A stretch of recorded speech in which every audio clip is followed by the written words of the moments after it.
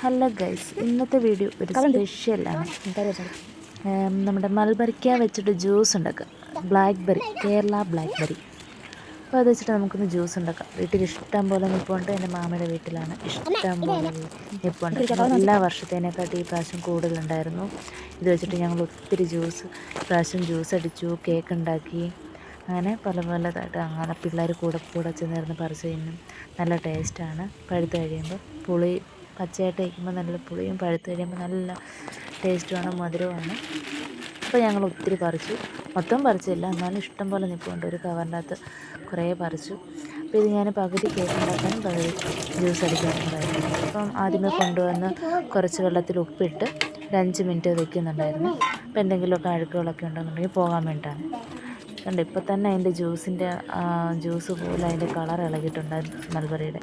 അതുപോലെ നല്ല പഴുത്ത് കറുത്തിട്ട് നിൽക്കുകയാണ്. അപ്പോൾ അത് മൊത്തം കഴുകി എടുത്തിട്ടുണ്ട്. പിന്നെ ജ്യൂസിൻ്റെ ജാറിലേക്ക് ഒരു നേന്ത്രപ്പഴം അരിഞ്ഞിട്ടുണ്ട്.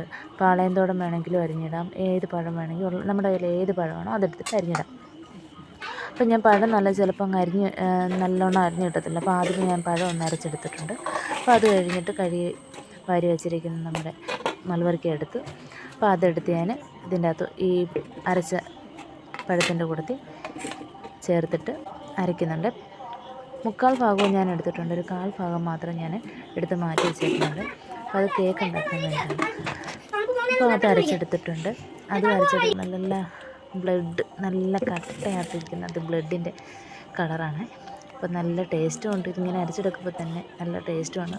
അപ്പോൾ അങ്ങനെ അത് അരച്ച് ഒരു പാത്രത്തിലൂടെ ഞാൻ മാറ്റി വെച്ചിട്ടുണ്ട്. പിന്നെ ആയിട്ടുള്ള പാല് അത് തല്ലി പൊട്ടിച്ച് ഇതുപോലെ പീസുകളാക്കി ജാറിലോട്ടിട്ടു.